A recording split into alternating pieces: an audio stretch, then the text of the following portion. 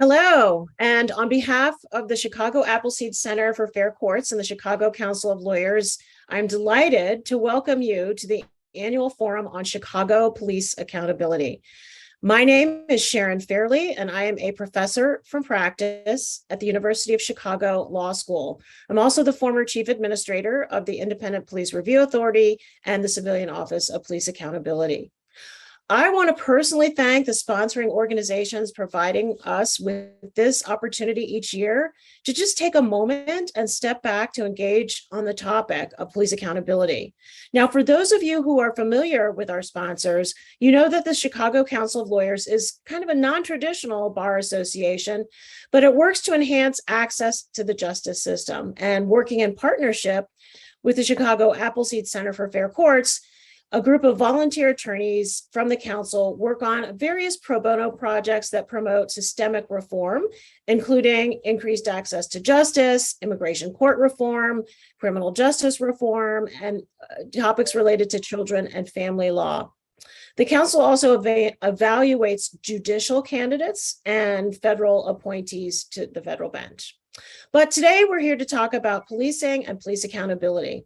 And in the year that since we last convened on this topic, there's been both progress and some challenges, right? So one important milestone that happened in the last year was the state and federal criminal convictions related to the killing of George Floyd. So we know Derek Chauvin is now serving a 22-and-a-half-year sentence in state for the state court criminal offenses and a concurrent 20-year federal sentence. And surprisingly to some, the three officers that were involved in that incident have also been convicted in federal criminal court and have been sentenced recently as this week.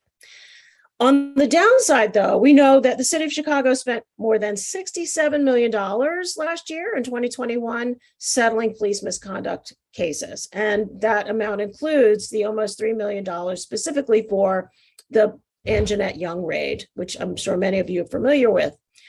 That amount, unfortunately, pales the amount that the city spends on violence prevention, for example. And so this is something that we need to address. But to tell us more about these and other challenges, we have a group of esteemed panelists, each of whom has and continues to make important contributions to police accountability and police reform here in Chicago. So let me tell you a little bit about who's on the Zoom call today. First is Andrea Kersten, who's the chief administrator of the Civilian Office of Police Accountability, or COPA. Andrea has been an integral part of COPA's leadership for over 5 years. She began her work at COPA as part of the legal department. She was the chief investigative law officer, and then she later became a chief of investigative operations. Andrea also has extensive experience as a lawyer. She's a domestic violence advocate, as an assistant state's attorney, and she was also an administrative law judge for the Illinois Department of Healthcare and Family Services. Andrea has been instrumental in forming COPA's Special Victims Unit, and I'm sure we'll all be interested to hear her speak about that. We also have with us today Max Caproni, who is the executive director of the Chicago Police Board. Now, Max has served as that executive director since 2004. He manages the day-to-day operations of the police board and also serves as the board secretary. Now, for those of you who are unfamiliar with the police board, it is the independent civilian body that oversees certain activities of the police department, including certain kinds of the more serious disciplinary matters related to police misconduct. Prior to joining the board, Max was the associate dean of the graduate school and an adjunct professor of political science at Loyola University Chicago. We also have with us today Adam Gross, who is the inaugural executive director of Chicago's new Community Commission for Public Safety and Accountability. Now, Adam played an integral role in the launch of this commission by providing legal, policy, and technical support to the community-based coalitions that really worked to get this ordinance passed to create this new commission. Now, prior to this role, Adam was the director of the Police Accountability Program at BPI, which is a public interest law firm. Adam and I share one thing in common. We both graduated from the law school at which I teach. And also we have Sheila Bedi, who is a clinical professor of law at Northwestern's Pritzker School of Law. Sheila has been deeply involved in civil litigation with regard to policing matters, and she teaches and has published extensively on these topics. So I want to thank our panelists for being here, and I really look forward to hearing your comments. So I want to let everyone know that there will be a chance for everyone to ask questions. So please submit your questions via the online form, and we'll try to get to as many as we can. So let's get started. I wanted to have the panelists each sort of introduce themselves and their agencies by answering a very introductory question. So we know that Chicago is among a handful of American cities that have created multi-entity police oversight systems. One of those is Seattle. Now, when Seattle created its system, the ordinance that established it explicitly said that collaborative relationships between entities where each has a specific role and responsibility actually strengthens police accountability in a manner that's not possible for each of the individual entities to do alone. So what I'd like for each of our panelists to do this afternoon is to tell us about your organization and how its mission fits in to the overall oversight infrastructure here in Chicago. Why don't we start with you, Andrea? Thank you, Sharon, and thank you for the opportunity to be here this afternoon speaking to all of you about the work that goes on at COPA, the Civilian Office of Police Accountability. As Sharon mentioned, I am COPA's Chief Administrator. I am actually the fourth Chief Administrator the agency has had in its almost 5-year tenure. So that kind of speaks to some of the challenges to trying to create staying power, consistency, and legitimacy in the space of civilian oversight of law enforcement. A little bit about COPA for those that don't know. We are the civilian-led investigative body tasked with looking into some of the most serious allegations of misconduct against members of the Chicago Police Department. So specifically, our jurisdiction includes any and all officer-involved shootings, matters of excessive force, coercion, Fourth Amendment or improper search or seizure allegations, bias-based verbal abuse, domestic violence incidents, and now, and newly accomplished this last year by City Council, COPA is also tasked with investigating sexual misconduct allegations against Chicago Police Department members. So, I think we're very well known for the fact that we conduct these investigations, but I'm excited for the attendees today to hear a little bit more about the full process that happens. So, of course, COPA conducts an investigation and makes recommendations, and excited to have Director Caproni on to talk about, where things go after they leave our office, but also just to shed a little bit more light onto some of the other good work that happens at COPA that maybe people are somewhat less aware of. We have some significant transparency obligations for the city. I speak often about the very foundational importance of transparency when trying to build trust in government institutions. And so COPA is uniquely situated in that we came about back in 2017 in the wake of the Laquan McDonald murder here in Chicago and the city's cry for greater transparency. So this last year, COPA was excited to be able to launch its own transparency unit.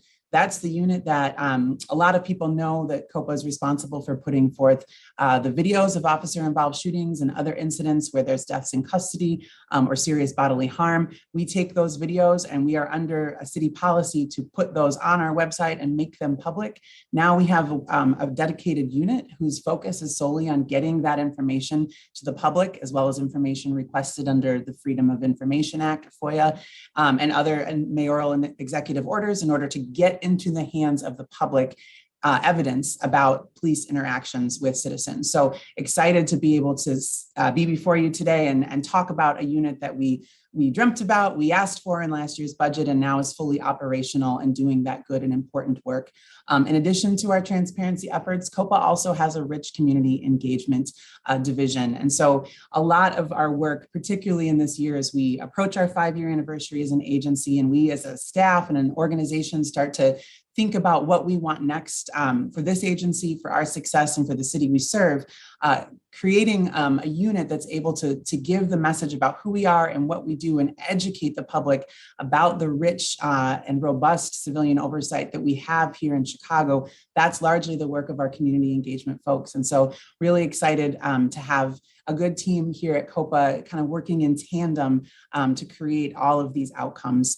And again, very excited to share with you today. Lastly, I'll just say that sort of in response to your question, Sharon, sort of a mantra that we have at COPA about all of the many parts that work here in police accountability. We understand we're part of a much broader ecosystem, and our independence is something that we're fiercely protective of. We can't be influenced by the politics or the police department or the community. We have to really be following facts and evidence in our cases. But I think it's important to understand independence does not equal isolation, right? And we have to be able to communicate with, understand the work of, and then hopefully augment and improve the work of all the other partners that are engaged in what reform will ultimately look like for our police department. And so I think, participation in this panel hopefully will begin to shed light on the ways in which we are working to better engage and not be toiling away in isolation, but be engaged meaningfully in partnerships across the broader police accountability system. So thank you for this opportunity. Thank you, Andrea. So Max, you are the executive director of an agency that's the longest running of all the civilian oversight entities here in Chicago. So tell us a little bit about the police board and its mission. Thank you, Sharon. Yeah, I'm happy to do that and happy to be here. Thank you very much for the invitation. And on behalf of the police board, I'm pleased to join this group and explain a little bit more and answer questions about what the board does. The police board is made up of 9 civilians. They're all Chicagoans. They all are appointed by the mayor, confirmed by the city council, and serve fixed 5-year terms on the board. They may be reappointed for additional terms. Once they've been on the board for 10 years, they're not eligible for reappointment. So there is some sense of term limits there. They are removed, may be removed only for cause. So they do not serve at the pleasure of any one particular person or agency here within the city. And as Andrea mentioned, just as independence is important to COPA's mission, it's very important to the police board's mission as well. I'm going to highlight 2 areas where the police board plays a role in the police disciplinary process here in Chicago. One is in deciding what we call disagreement cases, and the other is in deciding what we call discharge cases. And I'll share my screen here and maybe make that process a little bit more straightforward. So hopefully I can do this. So first of all, the police board is involved in reviewing and ruling on disagreements between COPA and CPD over the discipline of an officer. So when a disagreement arises between the chief administrator of the Civilian Office of Police Accountability, COPA, and the superintendent of police, the Chicago Municipal Code sets out a process by which that disagreement is resolved if the 2 of them cannot come to an agreement on their own. So if there's a disagreement from the superintendent as to one of COPA's recommendations for discipline, the first thing that they need to do is meet and try to work out that disagreement. If they're not able to do so, then the matter is referred to one member of the police board. That member is randomly chosen from our group of 9 individuals. And within 10 days of receiving the disagreement, they review the chief administrator's recommendation, the superintendent's response to that, and then the chief administrator's objections to the superintendent's written response. Once the reviewing board member conducts that review, they may request additional documentation from the investigation file. It could be body-worn camera videos, could be surveillance videos, it could be the officer's statements to COPA, anything that the board member feels that would be helpful in ruling, they may request. They can also request that the parties appear and argue their positions. Once the board member has reviewed all of the material that has been provided, the board member rules on whether the superintendent met the burden to overcome the chief administrator's recommendation. So the burden is on the superintendent to convince the reviewing board member that the superintendent should prevail and that the chief administrator's recommendation should not move forward. So that's how the municipal code sets up the process. Once the reviewing member makes a decision, there's a written opinion that is sent out to both the chief administrator and the superintendent. That decision is announced at the next police board public meeting, and then the opinion is posted on the website. So that is the process for the disagreements. As far as explaining the outcomes, if the reviewing member rules that the superintendent did not meet the burden of overcoming the chief administrator's recommendation, then the chief administrator's recommendation moves forward over the superintendent's objection. If the reviewing member rules that the superintendent did meet the burden to overcome the recommendation from the chief administrator, then the superintendent's response shall be implemented. So whatever the superintendent recommended will be put forward. So that's the process there for disagreements. And this applies to all disagreements, whether it's on findings of particular allegations, whether it's on the level of disciplinary action that is being recommended. For the most serious cases of alleged misconduct, those where there's a recommendation to discharge the officer from the CPD, that is, fire the officer, the board is also involved in that process. And those can come about from either the disagreements, or there may be agreement from both the superintendent and the COPA chief administrator to move forward with a discharge case. So the board is involved in deciding these as well. So let me switch gears here. And here is another flow chart that talks about how the board decides discharge cases. So these cases, before they come to the board, have been thoroughly investigated by either COPA or the Police Department's Bureau of Internal Affairs.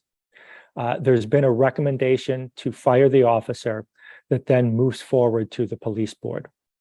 The process starts at the police board with charges being filed with the board, so written charges that set forth the rules that the officer is alleged to have violated and includes specific information as to how those rules were allegedly violated.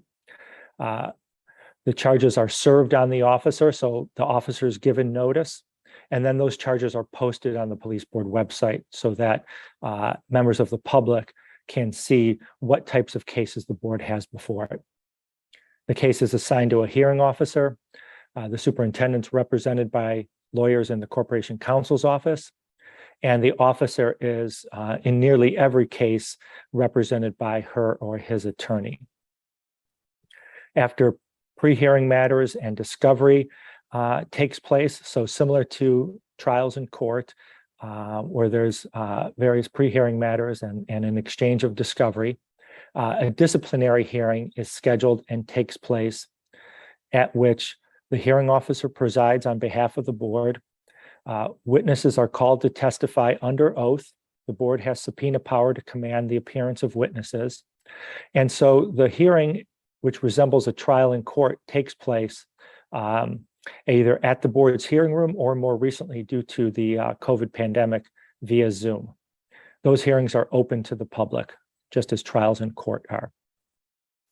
Following the hearing officer makes a written report to the board, makes an oral report, and then the police board itself takes responsibility for deciding the case. So the hearing officer, while presiding, doesn't play a formal role in actually deciding the case. The board is required to decide the case based only on the evidence presented at the hearing. Once the board decides the case, a written decision is prepared. There's a final vote in public at a public meeting where everyone's vote is announced and recorded. And then the detailed written decision, which explains what the findings are and the reasons for the findings, is issued to the parties and posted on the board's website. So that is the process for deciding cases that the board uses. That's our role in the disciplinary process. The board does a variety of other things, but I think most people here are probably interested in the board's role in this process. So that's what I chose to highlight here. So thanks very much. Thank you, Max. Thank you. Adam, you are now taking on the task of starting up the newest of the oversight entities for us in Chicago. So can you tell us a little bit about your agency and what it's being set up to do? You're muted, Adam. It wouldn't be a Zoom forum if I didn't speak while muted. Thanks, Sharon. Thank you to our hosts and to all of you who are joining us. I know this is an exceptionally knowledgeable and an engaged group, but I assume that among you are at least a few of the approximately 2.7 million people in Chicago who know little or nothing about the Community Commission.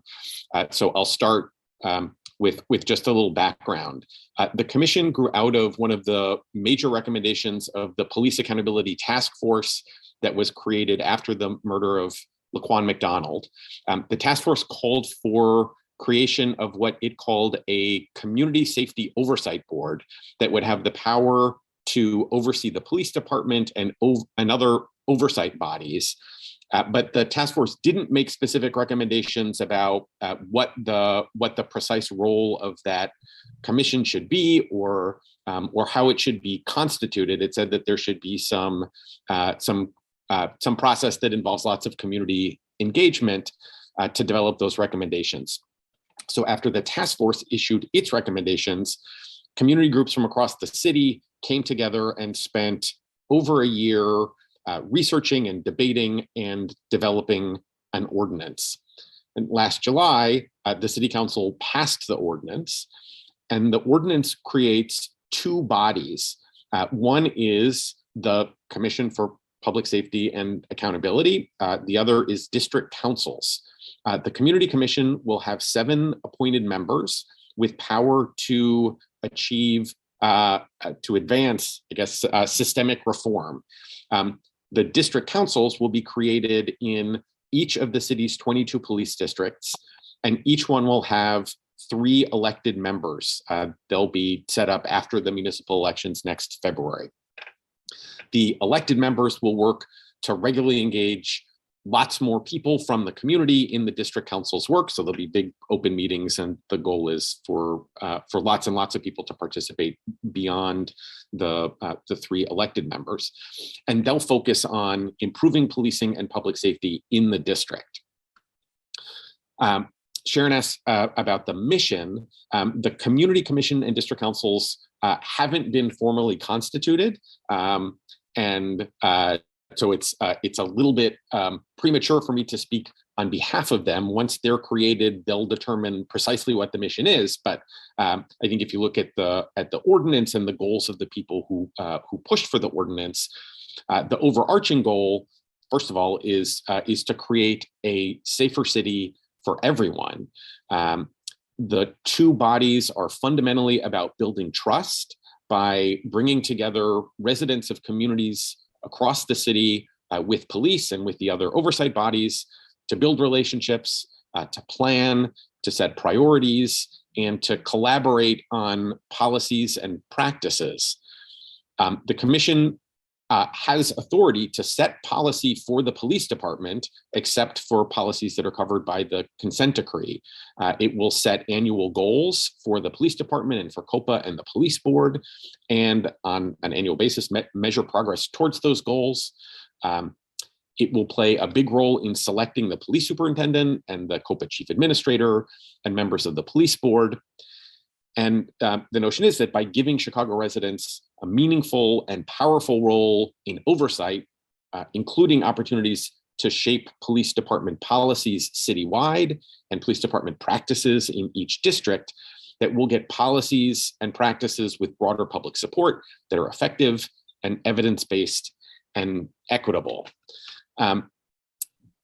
The commission is distinct from COPA and the police board. As Andrea and Max laid out, COPA and the police board are primarily about investigating whether a police officer did something wrong and determining whether and how they should be punished.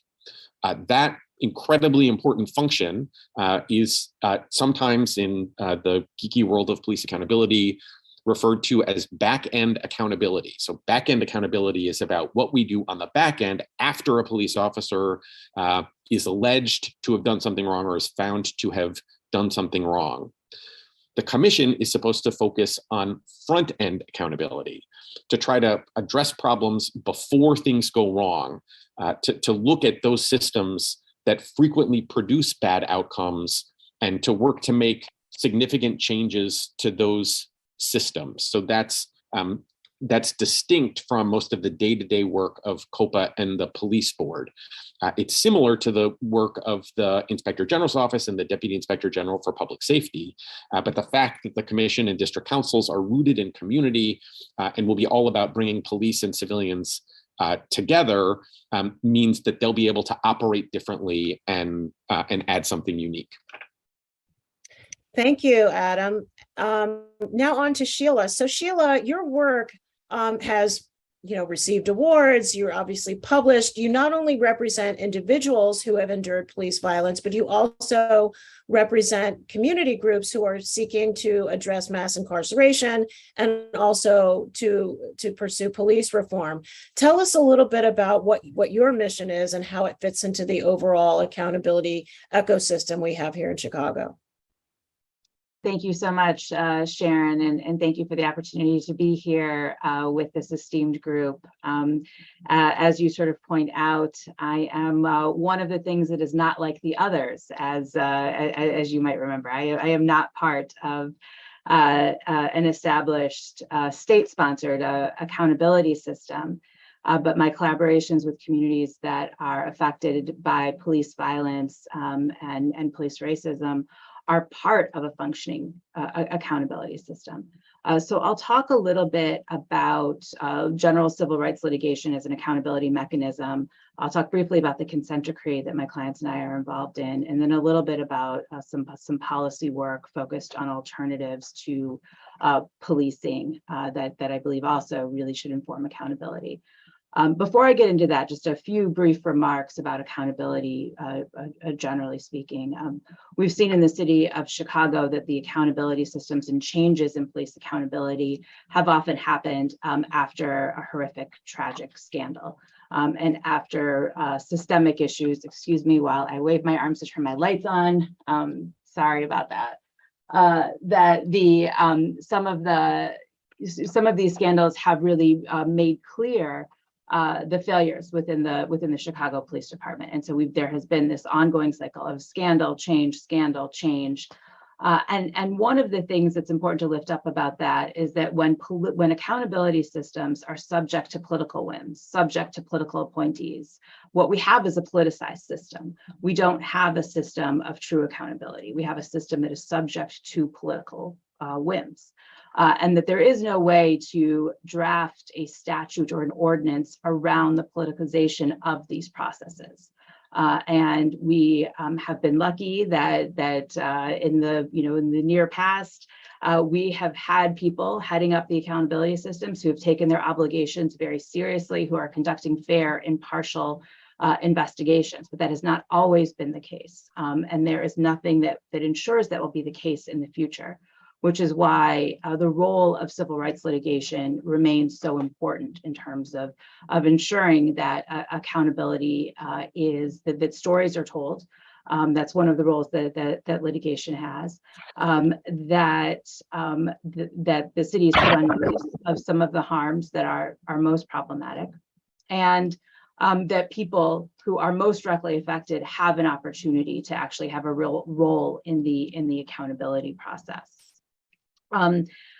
The consent decree process that I have been involved in arose out of the murder of Laquan McDonald, when the U.S. Department of Justice came down and conducted a wide-ranging investigation of the Chicago Police Department, the largest investigation that the U.S. Department of Justice has ever conducted, and that remains the case.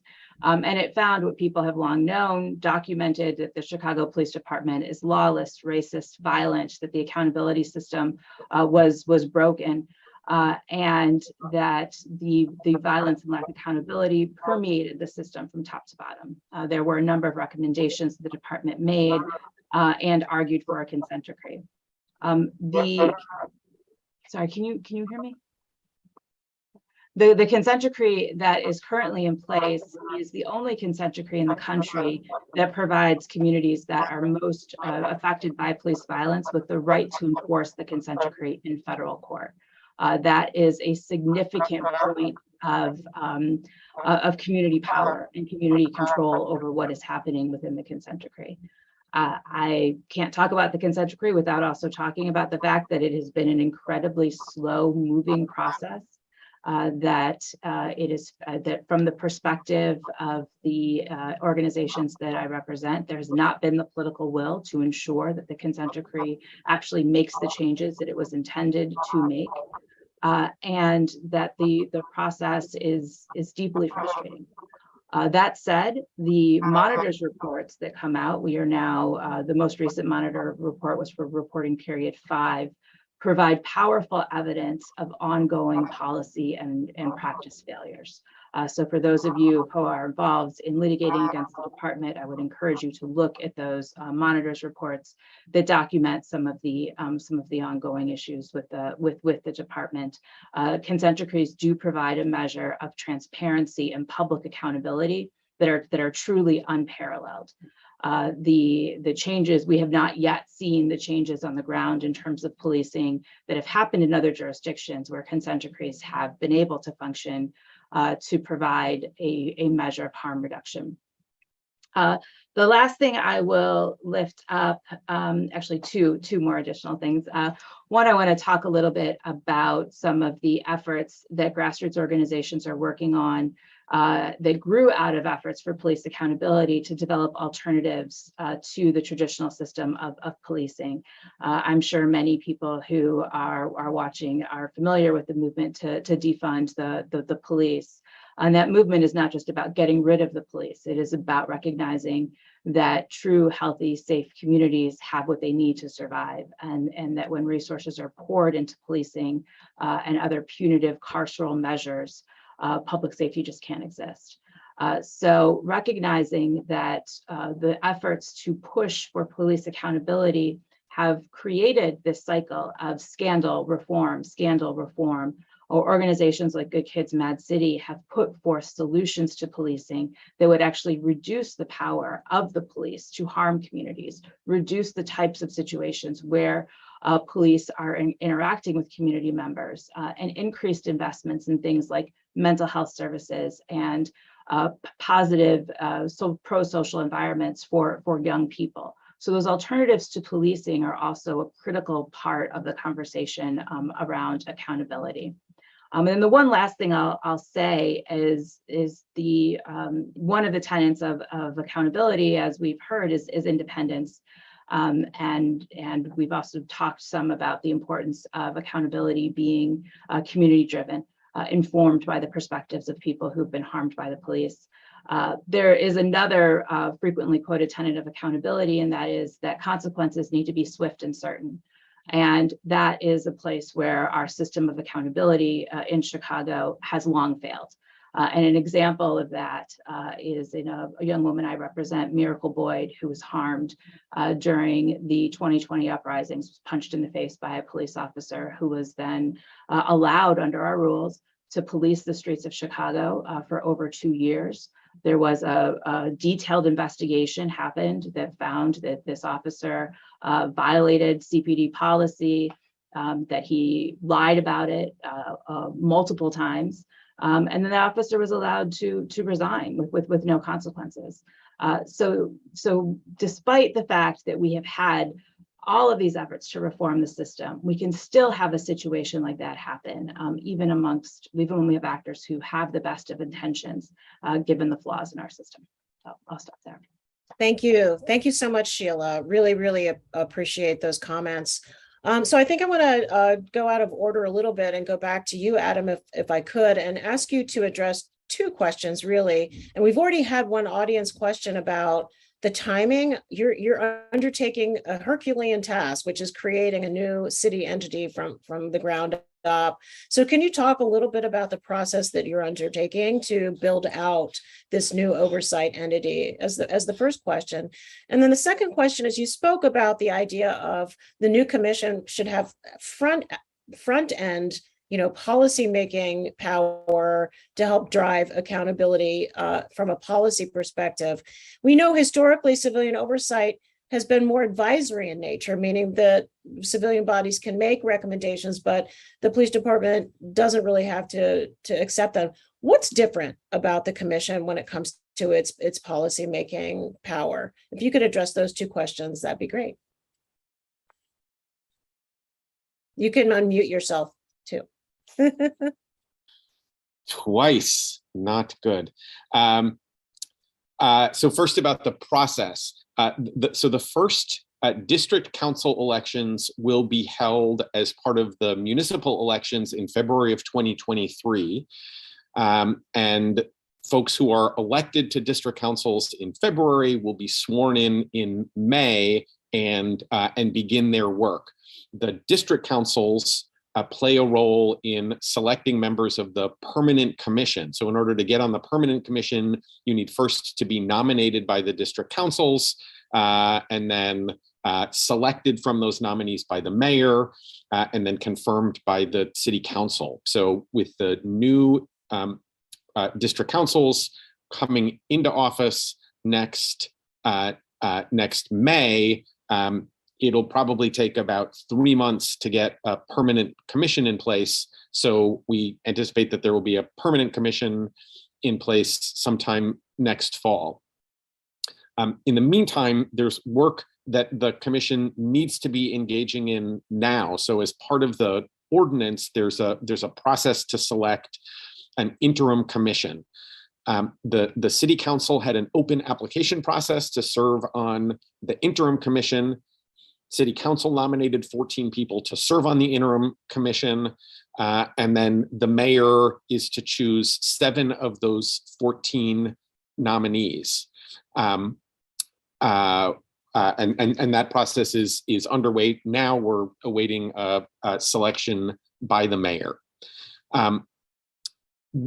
In that permanent process, there's an open application process to serve on the permanent commission. The ordinance lays out precisely what the process is now. But again, it's driven by the work of the district councils so that nobody gets on the commission without the support of community representatives on those district councils.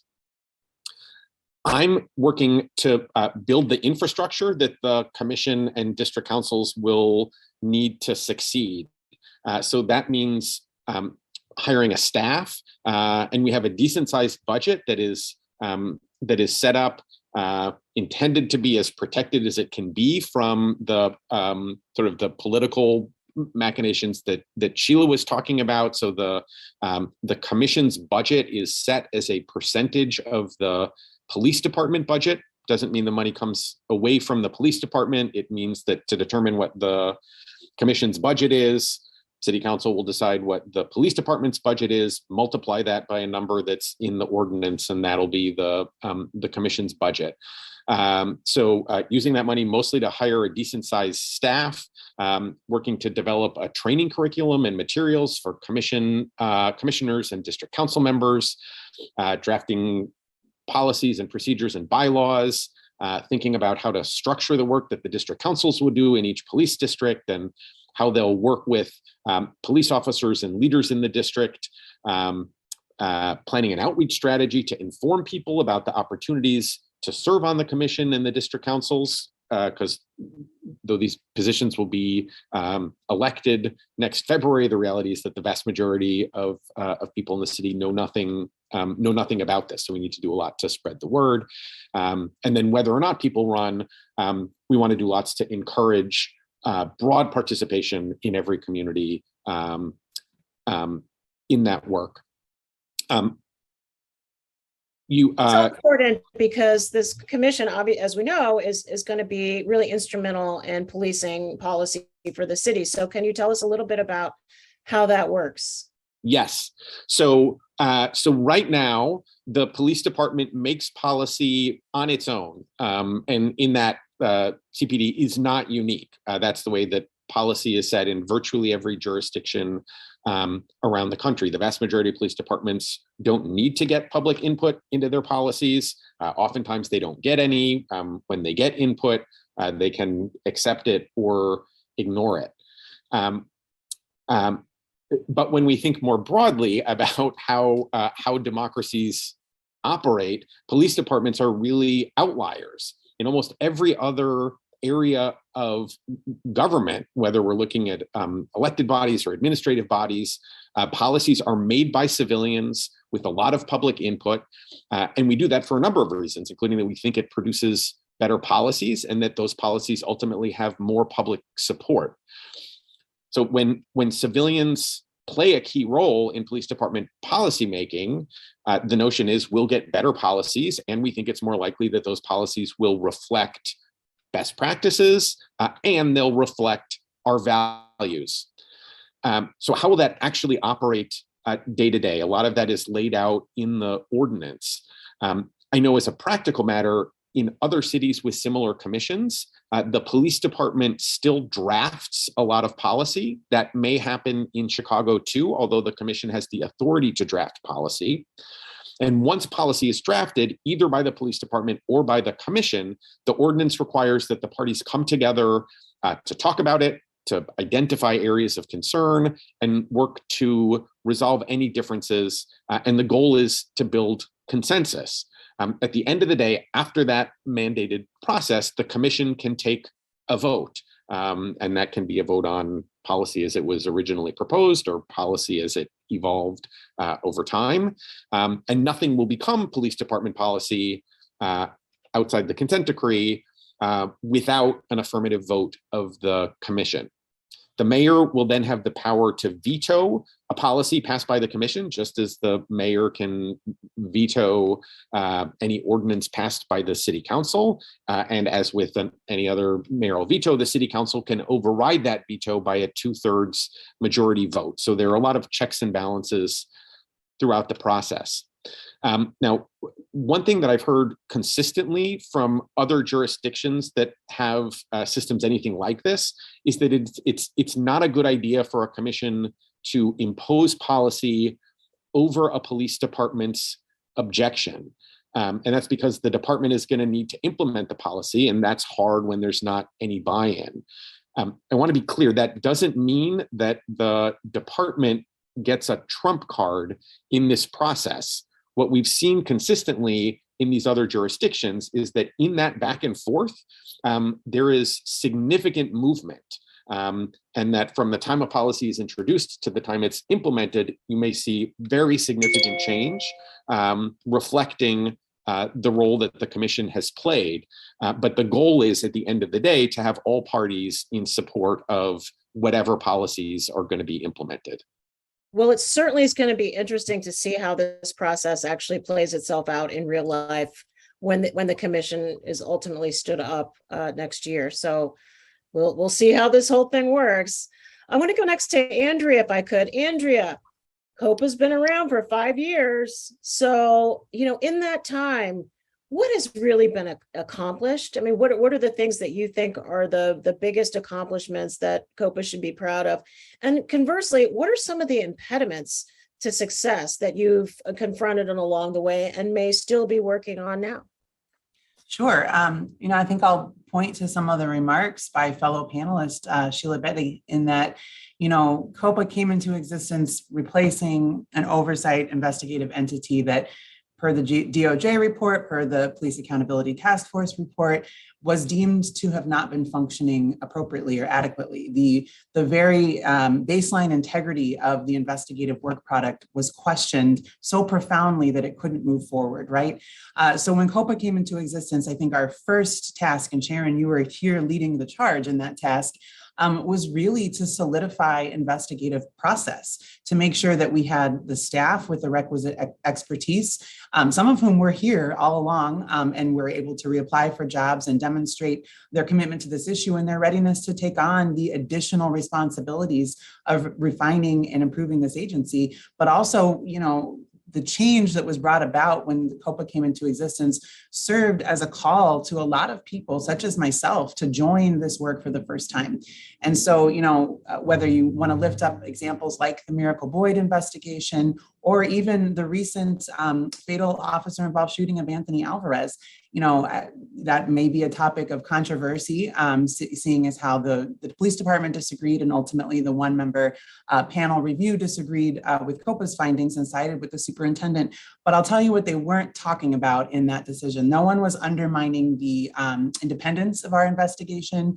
No one was saying that our legal analysis was lacking merit. They disagreed with our findings, right? As we all know, those of us engaged in the practice of law, you can make arguments on both sides of many legal issues, but there was no one that came for the integrity of our process or our expertise in being able as civilians to review a use of deadly force by a sworn law enforcement officer. That is the progress that I can point to for COPA as an agency. Additionally, I can look at the backlog of cases that we were able to work through from our predecessor agency. The number of time, or the amount and length of time it takes now to close an investigation is continuing to be chipped away at and shortened. I agree and echo a lot of the sentiments that Sheila expressed. It takes too long for cases to come to conclusion, and that starts with the investigation. So COPA has made considerable gains with respect to that. And I look forward to in kind of our next gen of COPA as an agency, expanding outside of some of our operational and investigative process changes and improvements to really start looking at what is the next evolution of COPA. And we will remain, very firmly rooted in, as it was described by other panelists, sort of the back end accountability that we are. We're the answer when there's an issue that occurs between a police and a civilian. We have to look into that, and we will never turn away from those core responsibilities. But we sit on top of a lot of cases of misconduct, 1,700 currently, if you want to quick shameless plug for our new data portal that's available on our website at Chicago COPA. So I definitely think, when we have that amount of information, we want to be able to say things about that. We don't just want to be able to come in and try to find resolution of these misconduct investigations. We want to be able to provide information that we've compiled from what all these misconduct allegations say. And we want to be able to have a meaningful voice in giving that back to the department and other community stakeholders so that we are part of getting in front of some of these issues while maintaining and improving our ability to deliver on our back-end accountability responsibilities. Thank you. Thank you for that, Andrea. That's really helpful to understand how things have gone during those 5 years. And I know it's been a lot of hard work on the part of the agency. So thank you for your service. I want to address a question to the panel writ large, and the question really is this: there's a lot of discussion right now about the state of policing and the difficulty that police departments are finding with keeping people and keeping morale up. There's been a spate of retirements. Some say that the morale in the Chicago Police Department is the lowest it's ever been. And a lot of people are pointing to accountability and reform as the reason for that. How do we communicate that police reform is helping, not hurting here? How do we communicate that?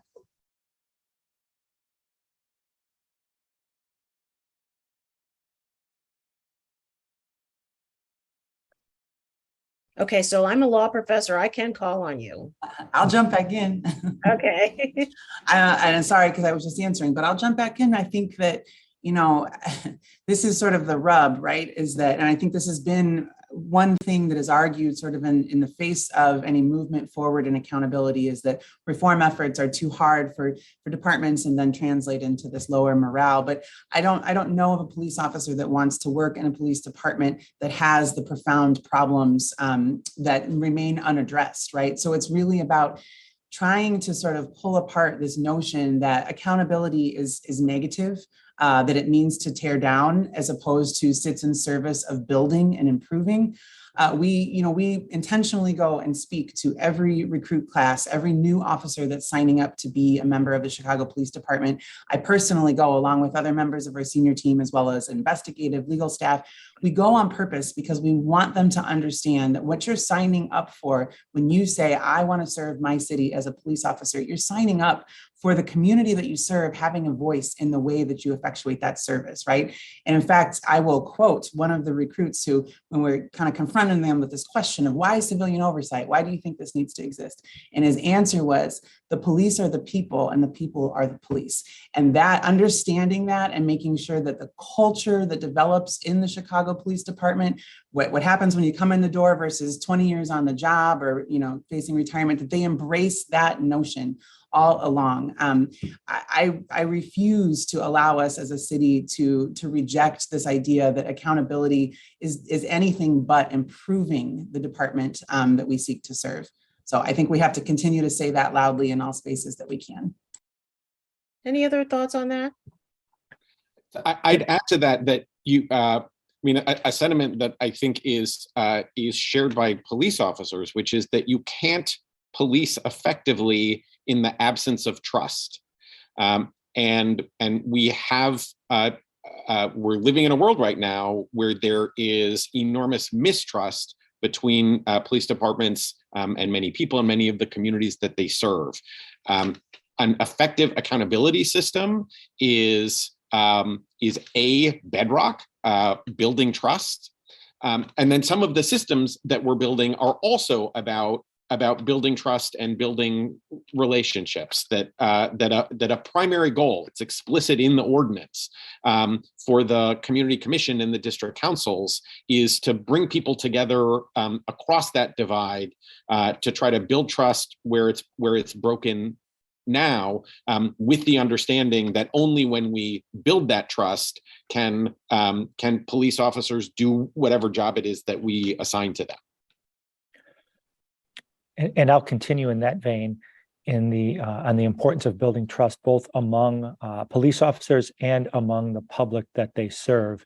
And I think that trust can be greatly increased as we better communicate and increase awareness that there is a fair and thorough process for addressing allegations of police misconduct. And Andrea spoke about her agency's role in that, and the police board also plays a role in that. We, I believe we've set up a process where we have a fair and open system of handling these most serious cases.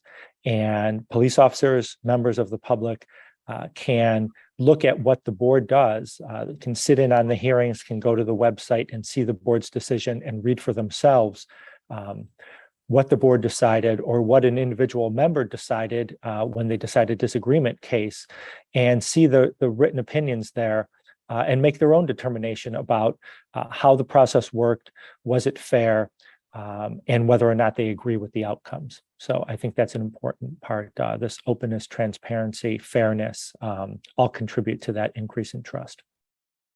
Thank you for that, Max. Sharon, can I make two just brief points, and not directly responsive to your question about messaging for police officers, but just to provide a little bit of context that what your question sort of sparks for me is the realization that the code of silence is a real thing.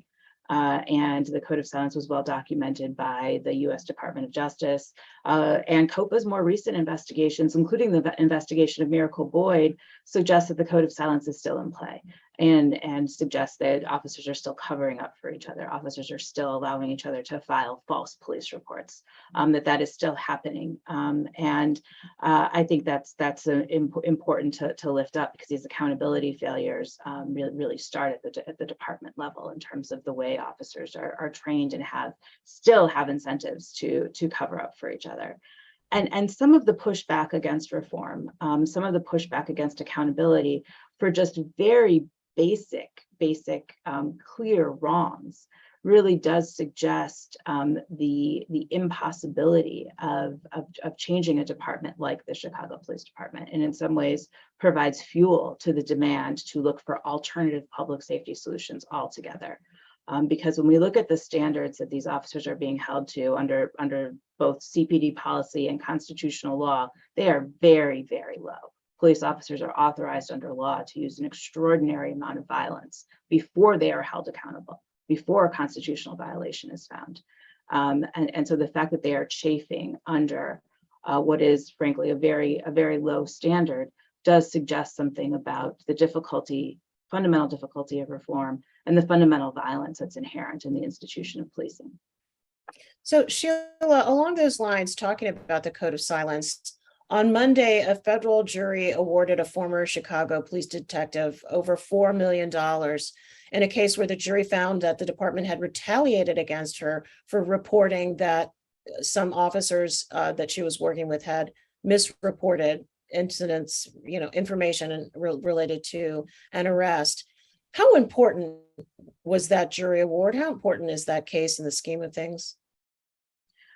I think it's an incredibly important case that makes, in some ways, Andrea's point about the fact that there are officers who don't want to work in a department that has a culture of adhering to a code of silence, but that there are real disincentives for people who want to come forward. I think it's also a case that helps illustrate the power of civil rights litigation to be a vehicle for truth telling and really creating public knowledge about some of these harms. And hopefully it is a victory that is substantial enough that will both empower other officers who want to come forward and also create the political will to really change the culture of the department. Thank you for that. Max, now that we have this new commission coming online, that's really going to have the first line responsibility for incorporating community feedback into policy. Historically, the police board has been sort of the formal mechanism for community feedback, and one of the big pieces of that, the way it served that function, was to have its monthly police board meetings. Well, is there what's going to change with the police board after this commission gets up and running, and how are the two bodies going to work together to make sure that we have community feedback going into the system? Yeah, I and the board are looking forward to working with the commission and with Adam on how exactly that's going to work out. I think it remains to be seen how that will work out because we'll need a commission in place first, because they're the ones who are going to have obviously important input and decisions in that. What I can say is that my sense is that the board will continue with its monthly public meetings. And for those members of the audience that may not be familiar with them, the board meets once a month on the third Thursday of each month in the evening at 7:30 p.m. And those meetings are broadcast on CAN TV. The board does a number of things at those public meetings. As I mentioned before, it decides and announces disciplinary decisions at those public meetings. But in addition to that, we have presentations from members of the community, from city officials on public safety related matters. And then we also have, and this is the bulk of the meeting, an opportunity for members of the public to speak, address their comments, questions, concerns to the highest levels of the public safety administration here within the city. So Chief Administrator Kersten is at those meetings. The Superintendent of Police is at the meetings. The First Deputy is there. The Deputy Inspector General for Public Safety is there as well. So those meetings provide an opportunity right now for public input. When the commission comes on board and the commission has its meetings, I'm sure we'll be coordinating with them, whether we'll have joint meetings or back-to-back meetings. I'm not sure yet, but I do know that we plan to be at the commission's meetings so that we can hear and receive any input that's made there. And I'm sure we'll work closely together to align our meetings so that it's of most usefulness for the members of the public. Thank you for that, Max. Now, I do want to get to as many of the questions from the audience as possible.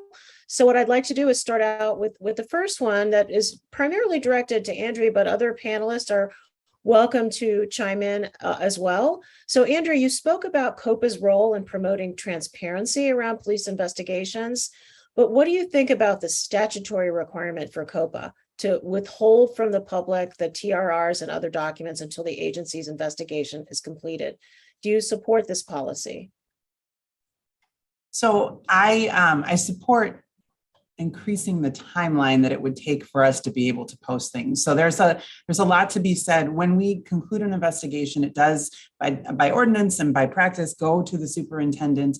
And then if it's a separation case, ultimately to DOL. At times there are, there have been incidences where we may be asked to further investigate something, to conduct additional steps in order to prepare a case, particularly a separation case. It's almost like the police department sending something to the prosecutor's office. You have to make sure your case is as solid as it can be. And those instances are few, but wanting to make sure there's some integrity to the process before all of that information becomes public. The biggest issue or challenge that I see there is the amount of time that it can take. There's the COPA investigation, which I've already spoken about, our continued efforts to decrease the amount of time it takes to conclude that without compromising its integrity. But then there's obviously the department's review. And then for separation cases, there's timelines for COPA, there's timelines for CPD. When it goes to the Department of Law to file charges at the police board, there's no amount of time that's set forth in statute that kind of mandates how quickly that review has to take place. And so I know there is some movement in City Council to put forth some ordinances that would try to put some structure around that, because you can have cases that get filed very quickly at the police board within a matter of months. And you can have cases that languish at the Department of Law due to a myriad of reasons, staffing and otherwise, complexity of cases, but can sit there for months, upwards of a year before those charges are filed at the police board. And that means all that time we are unable to publish our summary report, setting forth all the facts and evidence that were reviewed in the case. And that includes not providing it to impacted parties, right? So that's the individual whose life or family member's life, plus the officer at issue, isn't receiving that full accounting for a very long period of time. So that's where I think there's tremendous opportunity to improve our current system. And I look forward to working with City Council to make that happen. Thank you, Andrea. There's a couple of questions for you, actually, Adam, which it really is all about the timing for your group getting off and running. Like, when do we think we're going to get some work going out of this commission of yours? How long do you think it's going to take us to get to the point where we can actually see some work getting done? I'll try to answer that question. Just want to state, though, it is not the commission of mine. I work for the commission. They will have the authority to fire me. I am accountable to them. The commission belongs to the people of Chicago.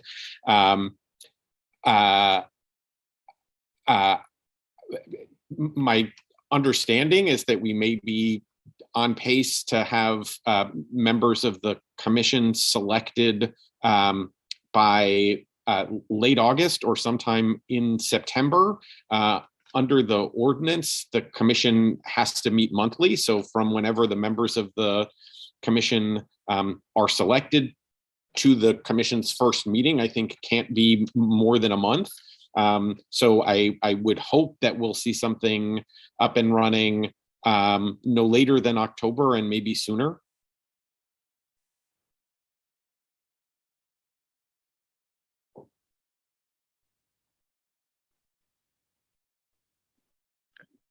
Sharon, you're on mute.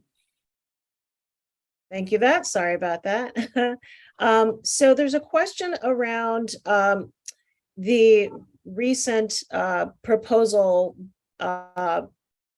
before the City Council from aldermen around restructuring and having the commission take on responsibility, COPA's responsibility. Does anybody want to respond to that? I definitely want to respond to that. Okay. I would think so, but well, first and foremost, we have all sorts of reasons why that is not maybe an optimal situation. I think we have kind of laid out how the ability to have independent but not isolated components of this oversight structure are really important. But one of the important roles that's going to be played by that commission is the ability to hire and fire COPA's leader. To have the whole agency subsumed inside that commission would really blur lines between and somewhat dilute some of the authority that's vested in the commission now. But beyond that, you just look at the consent decree, the way that it's crafted and what it's requiring of our accountability structures is not contemplated by this concept that we could simply collapse one agency into another that doesn't yet exist. And with the sheer volume of cases, the considerable efforts and length that it takes to accumulate the expertise that we have here in-house, there is no viable option for just simply changing course at this time, and nor is there a need to. COPA, again, as I said earlier, I am incredibly proud of the work that we have made within this agency in the last 5 years. The community that we serve, and even members of the police department that are very familiar with our work, particularly those that have to review our recommendations frequently every time we close a case, they know very well the level of improvement that we have been able to demonstrate in the last 5 years. And any attempt to undermine that or take that away from us, to me, is simply a response from sort of the other voices in the political spectrum on this issue, seeking to set back reform efforts. So it's certainly something that we will be advocating strenuously against, and I expect not to be something that's taken seriously by many members of City Council. I just add to that when the ordinance creating the commission was developed, one of the options that the very large number of people who participated in that process considered was creating a single entity that would incorporate the function that COPA now plays. And for many of the reasons that Andrea just articulated, they overwhelmingly rejected that approach, as did aldermen who participated in the development of the ordinance and the passage of the ordinance. So I don't see significant support for that approach. Having said that, I'd make a different point, which I hope isn't controversial, which is that the system that we have now, with all of the pieces that we have now, was created ad hoc. We can understand how all of the pieces came into being, how the Summerdale scandal in 1960 led to the creation of the police board, and how the Metcalf Commission report, which came out in 1973, led to the creation of the Office of Professional Standards in 1974, and about the creation of IPRA, and then COPA and the Deputy Inspector General for Public Safety. And so each of those historical moments helps us to understand the system that we have today. And each piece of the system that we have today has some distinct purpose. But it's not the case that they were all created at once and designed to work seamlessly together. And at some point, I think it would be incredibly valuable to step back and think all at once about the entire ecosystem and explore whether there are ways the entire system might operate more effectively. Are there important pieces that are missing? Are there unnecessary redundancies in the system that we have? Are there functions that should be combined? Are there functions that aren't accomplishing what they should and should be eliminated? Maybe that process would lead us to conclude that we have the right system right now, and that would be great and reassuring. Maybe it would suggest some tweaks. Maybe it would tell us that we need some major changes. I'm not presuming what the outcome is of that process. I just think that whatever the case, we should at some point do a comprehensive analysis to ensure that we have the pieces that we need and that they're working together as well as possible. Well, that's really interesting, Adam. I really appreciate those comments for a couple of reasons. So first, you sort of give the backdrop to Sheila's comments around the what I call scandal reform repeat cycle that Chicago is definitely the poster child, right? We have a scandal, we create some reform, and then we have a system that isn't robust enough that when the next scandal happens, people don't have the confidence in it. And so we have to do more reforms. And so the challenge that we've been facing over these decades is how do we create an oversight system that is sustainably effective, meaning it can sustain a scandal, right? And people have enough trust in it and believe in the legitimacy of this system that we don't have to keep changing everything whenever a crisis occurs. And so how will we know when that happens? Like, how will we know, what does success look like? When you talk about, Adam, about saying, well, how, we should just take a step back and figure out, is everything working well together? How will we measure that? What will we be looking for? You're asking me? And anybody. I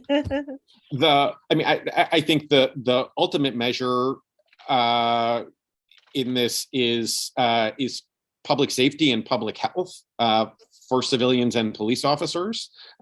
We can look at measures of trust, look for more collaboration in neighborhoods to identify problems and agree on plans to address them, and to hold people accountable for whatever they've agreed to do. And I think you want a system where more people, civilians and police officers, feel like they've been treated fairly. I also think, though, and this is something that's come up in a couple of ways in the conversation so far, that there are a number of reasons in which the system that we have contributes to the that seemingly endless cycle. And one is that I think that the current system is focused too narrowly on the police department. So again, when I talked about the mission of the commission and the district councils, when we talked about what success looks like, I said the overarching goal is about public safety and about public health. But the current system isn't set up to focus on broad questions about public safety or public health. The current oversight system basically asks, how can the police department do this better? Not how can we all be safer? And those questions may be related, but they're not the same question. And if we focus most of our attention on the first question, on how can the police department do something better, we'll miss answers to the bigger and more important question, which is how can we keep our families and our neighborhoods and our cities safe? And again, like that's related to a point that both police officers and a wide range of advocates have been making for years, which is that we send police officers to deal with social problems like substance abuse and mental illness and homelessness and domestic disputes, when in many cases they aren't in a good position to deal with those problems. So we have the system and we continue to get bad outcomes, but the oversight system, which is focusing mostly on individual officers and individual incidents, hasn't been in place to ask whether there's a better way.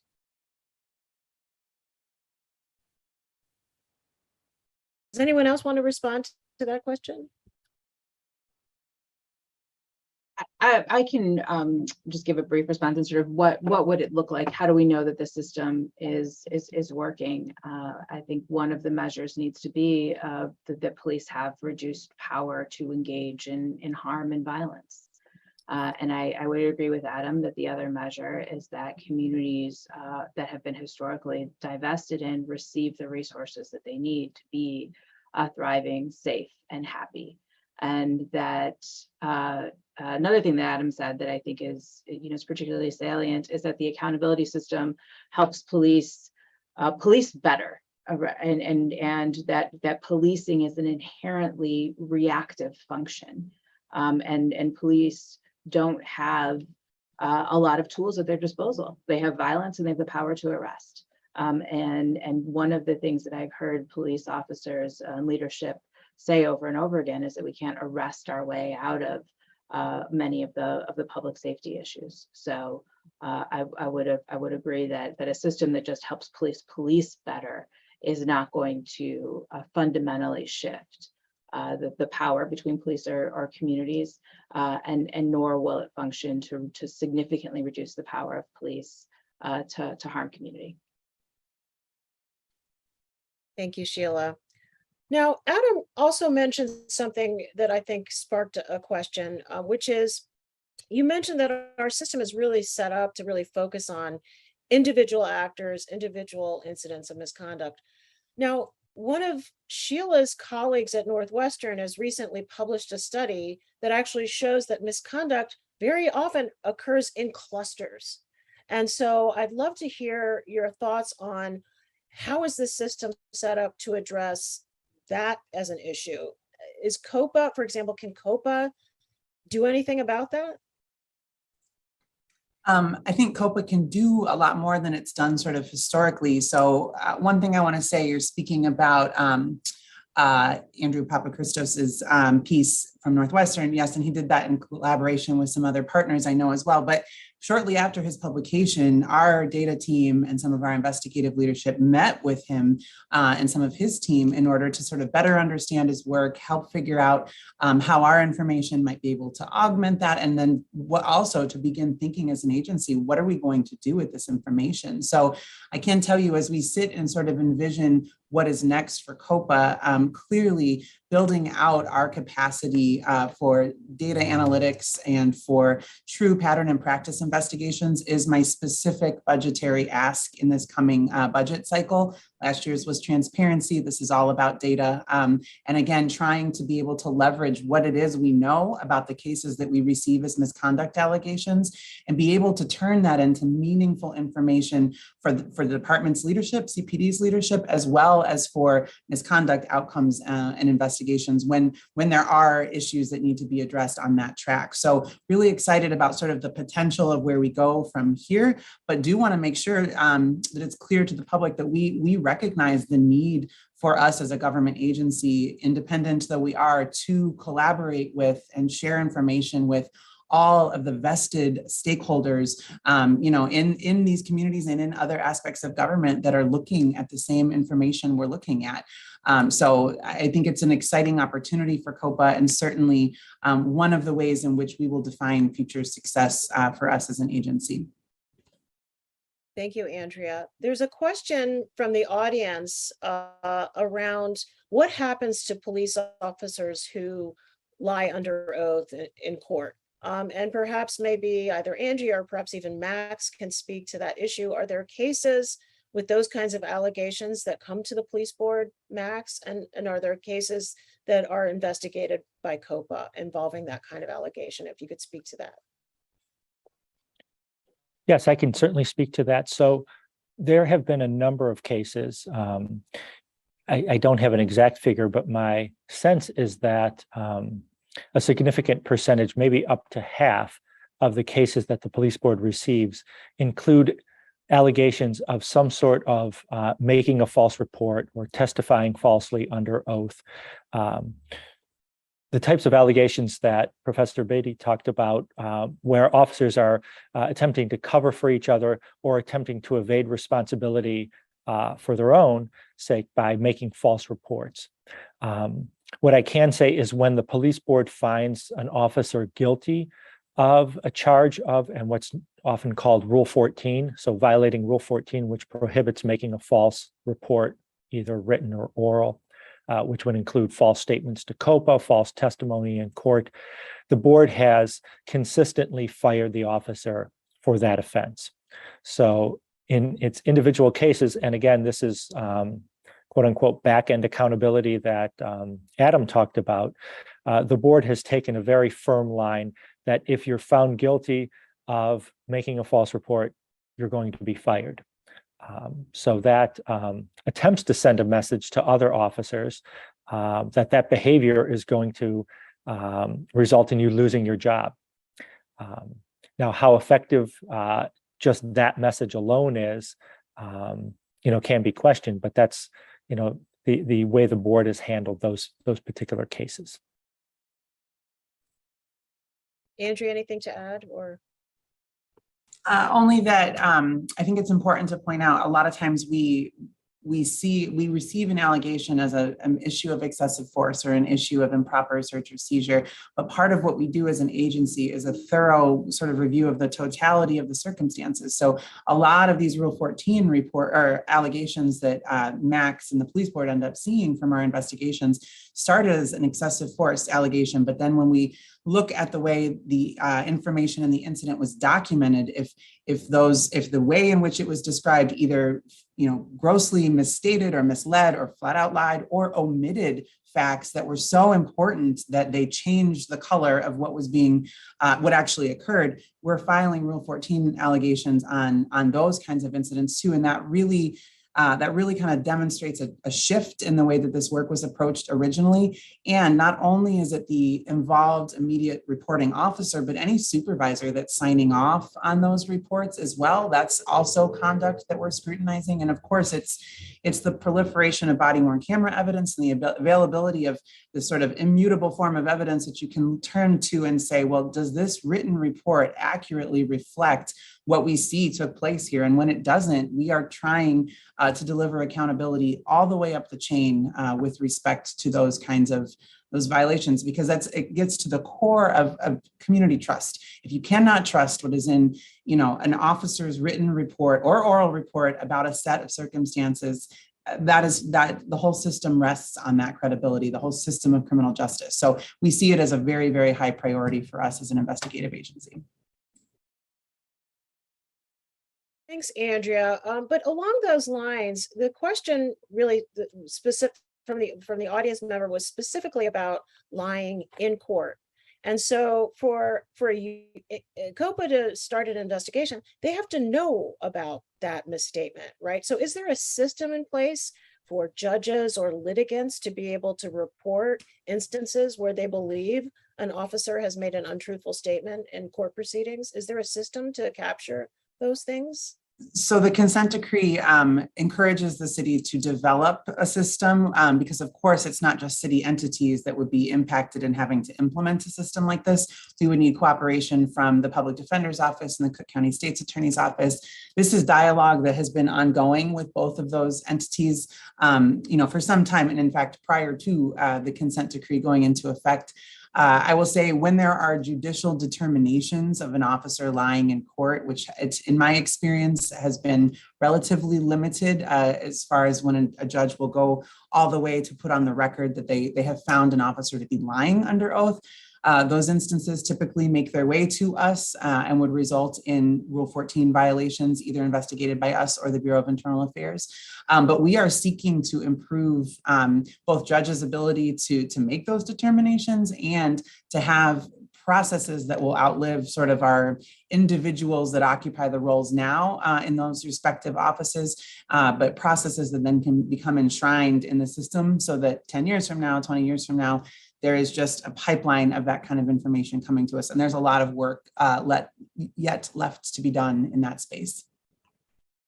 So we have a question about the department's use of force policy. And this question, the audience member says that the policy starts out with stating that at least one of the purposes of force is to gain compliance with police commands. And the audience member questions whether or not that's actually an appropriate purpose, because it sort of allows the use of force mainly to gain compliance. So I know that the department's use of force policies have gone under substantive change over the last 5 years, really. There was significant changes made after the LaQuan McDonald incident occurred and subsequent changes over the course of time. But what is the status of the department's use of force policy at this point, and how comfortable do we feel that the department has a use of force policy that actually reflects how the community views force should be used? I could speak a little bit to the process of the review. Shortly after the murder of George Floyd became public, the city of Chicago announced publicly that it was going to establish a use of force working group And that came out of some of the work around the consent decree. That working group included members of the community, some of whom were people who lost family members to police violence, members of the Chicago Police Department, some members of City Council. They put hours and hours of work into developing recommendations to make changes to the policy. Some of the changes were accepted by CPD. Most of them were not. Most of them were rejected. The policy and some of the rejections really focused on the affirmative obligation to de-escalate, to avoid the use of force in most circumstances, and special procedures when interacting with young people and people who might have medical and other sorts of vulnerabilities. I haven't looked at the policy recently, so I can't remember exactly what the language is about the ability for police to use force to ensure compliance. But that is certainly the constitutional minimum. Officers are allowed to use proportional force to ensure compliance, to evade arrest. So when I mentioned earlier that one of the tools that police have is the use of violence, that's what I was referring to, is the fact that the police are authorized to use violence. And it is one of the tools that the Constitution authorizes, and that the controls on that violence are in fact fairly meager. Now, I think there's an argument that the CPD policy goes beyond the protections that are provided in the Constitution, and I think that's an important thing to lift up. But the reality is the federal protections that are provided are quite meager.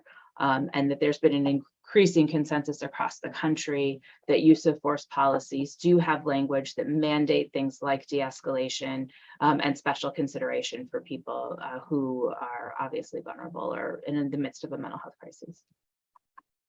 Thank you for that. That's really helpful. So we are getting close to the end of our time together. So I do want to start wrapping up. And so what I'd like to do is just ask you to briefly comment for each of you, what gives you hope? What makes you optimistic that when we're having this conversation next year, that progress will have been made? And so I'm going to start with you, Adam, if I could, and then also ask you, there's been a question around where your agency is located and whether or not it has a website. And so if you could address that and then give us your closing remarks. Thanks. Sure, thanks. We're located right now at 2 North LaSalle. It's a privately owned building where the city rents space, and there are other city offices here. The police board, for example, is housed in this same office.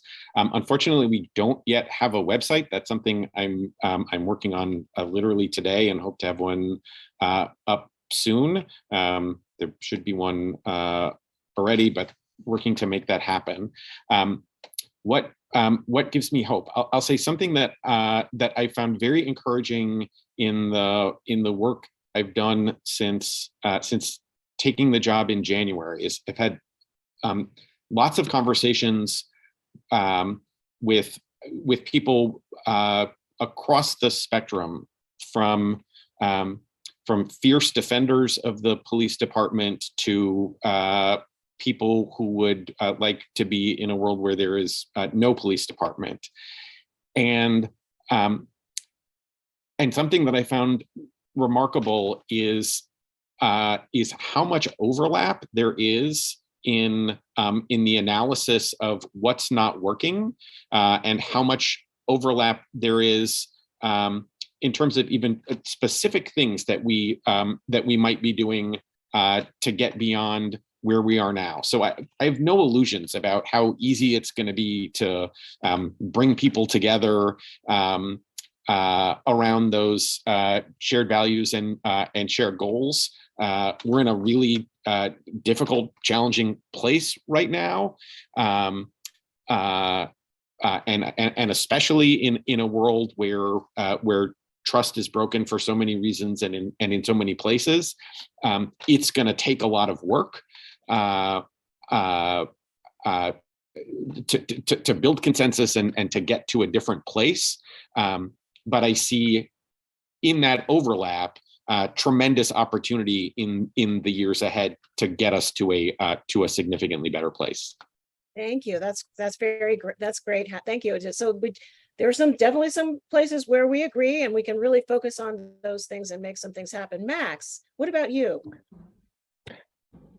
I understand the excellent points that I think several people have made about how Chicago especially is in a cycle of crisis and reform, and then crisis, reform, repeat.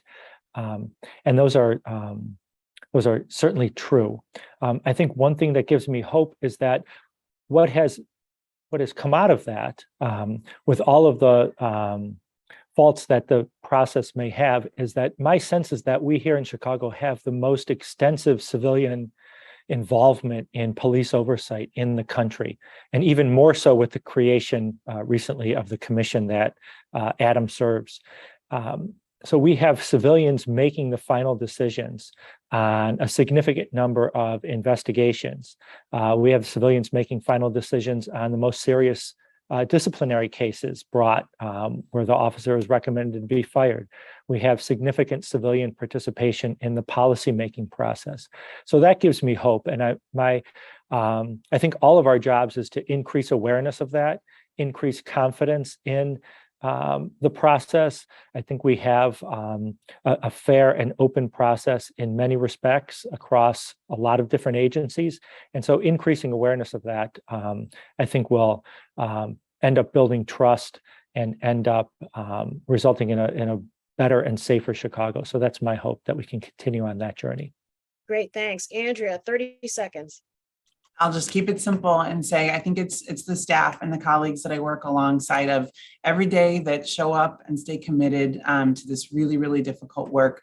They're tremendous individuals, and I'm excited for our city to see, as we continue to grow as an agency, all of the good work that is happening here at the Civilian Office of Police Accountability. Thanks. Thank you. Sheila, you get the last word.